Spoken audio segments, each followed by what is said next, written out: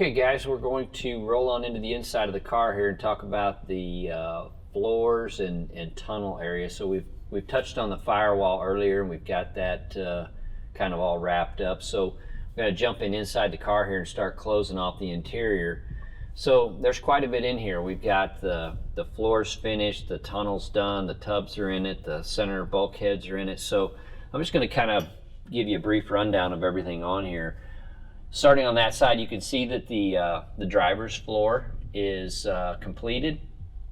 Now the driver's floor has to be steel, so it has a minimum O28 steel panel, and that has to be welded in.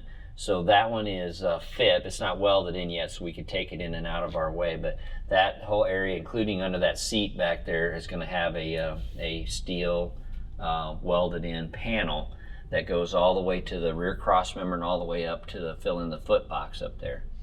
So when we put those floor panels in, we're going to skip weld that, and our standard layout is to weld an inch and then skip 2 inches. So it's 1 inch of weld, skip 2, 1 inch of weld, skip 2, just to give it kind of an even pattern around there and lay it all out. So before we fasten that in, we'll lay that out around there, and then we'll tack that in on each side of those 1 inch welds, so that when we go back, it'll make a nice flat weld there and the floor won't pull up.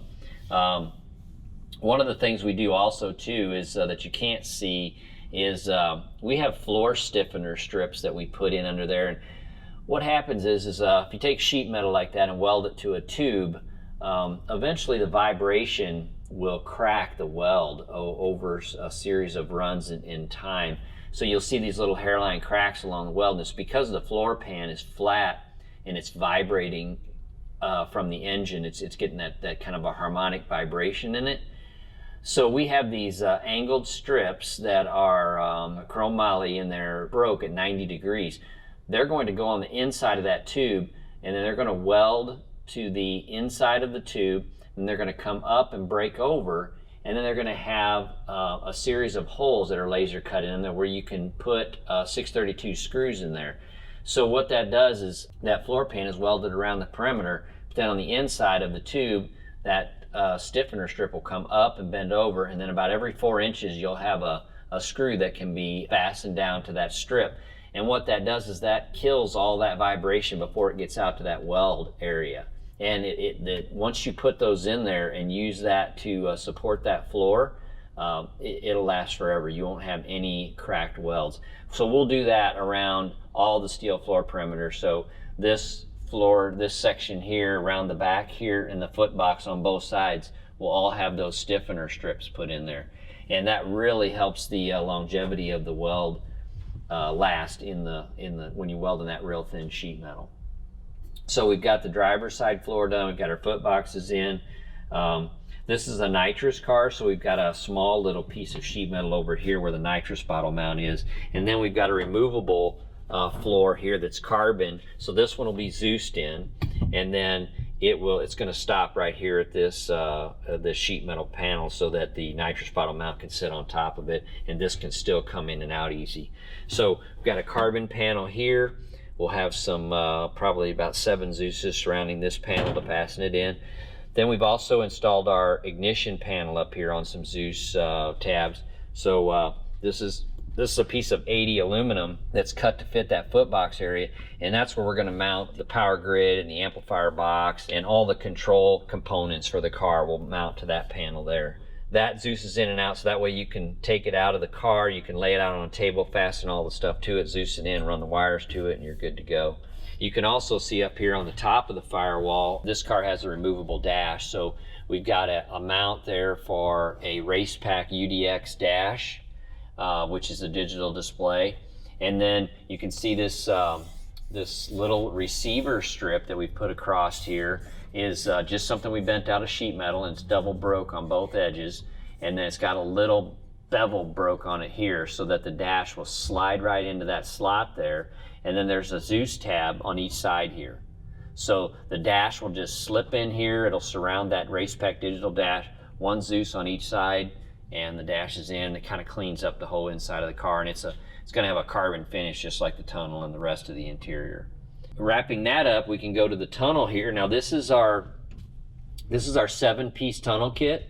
So you can see that this is divided up in several sections to make it easy to get in and out of the car. So you have your floor brackets that will be like an L-shaped piece that are made out of carbon that go down first. That's going to Zeus to the floor of the car, then it's going to come in and break up 90 degrees so that the tunnel can be attached to it. And then you have your rear tunnel half and your front tunnel half, and these pieces are all big when you get them. They have lots of extra material on them, so these have been trimmed down to fit. This is a Powerglide car. You can see we fit it up tight to the mid plate, but the transmission is in here, so we have plenty of clearance for that. These Clecos here are going to be Zeus's. This is all pilot holes for the Zeus's when it's done. So we're going to have 3 Zeus's here, 3 Zeus's on the back.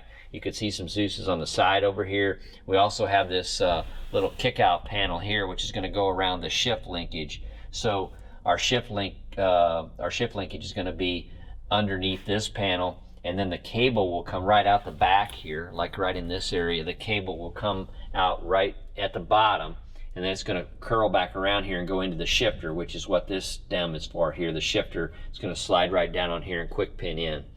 So you can see we've got the back of this split, so it comes out in 2 pieces. So to take this apart, pull the Zeus's out, split the front tunnel half out, split the back tunnel half out, and then pull those floor pieces out, and your tunnel is out of the car. So this is the standard kit. I mean, it's just like all of our other stuff. Everything that we make and sell on our website is what we use in the shop here. So this is the exact tunnel kit that we have on our website that fits in every car. I mean, it's universal enough. There's enough material with this to fit over any combination of transmissions. So this one's just been fit down to allow room for the Powerglide and the rest of the way this car was built. So once again, this is just like the windows. This has all been kind of rough fit. Now when this is taken apart, we'll finish all these edges and sand everything straight and clean all this up. So this is how it's going to look. You can see we got a little protective film on here, which is the way those pieces come already packaged with that film on there, and allows you to work with the carbon without getting it scratched up. And you can also make marks on this. You can see my guys have marked with a marker on here where they wanted to cut it and where they want lines done. So it makes it really easy to cut and fit. You can cut this with an abrasive wheel. Best way to do that is use like a 4-inch abrasive wheel on a Makita or any kind of an electric cutter. Makes a nice little cut. You don't want to cut it with an air saw because it wants to chip away the clear. So an abrasive wheel is the best way to cut this. Sand it with a nice sanding block. You can use a little 2-inch disc sander. You can rough sand it with 80, but you need to finish it with something finer than that. Whatever is convenient. You can use a sanding block with some 300 on it. That'll give you a nice smooth edge. So we've got our floors done, firewalls done, tunnels in it, and we've also got some flat panels in here for our center bulkheads. So we got our firewalls, kind of our forward bulkhead, while our center bulkheads are done out of the same material this floor is out of. So you can see here that these panels are made and they're Clecoed in, and then we make a little sheet metal strip here. You can see what I was talking about earlier. These are tacked in on that 1-inch mark. So there's an inch and then skip 2. So these are they're gonna come back and weld these in just like they did here, and that gives that panel a nice little finished edge to slip up under here. So these 2 panels here are going to be the start of the center bulkhead, which will then roll into the tub. So if you give me just a little bit here, I'll go over the tub fitment on that. But you can see the center bulkheads here fit to the quarter panel. This panel's on the back side, this panel's on the front side, and the reason they're like that is so that we have access to our 4-link brackets. So you can see here why we did that. So if this panel was all the way on the back side, it would cut into your access for your 4-link bracket holes here. So this panel goes on the front of the tube, this one on the back side, and that gives us a nice roomy access to get to all the 4-link bolts and be able to get a ratchet and wrench in there to change them when we need to.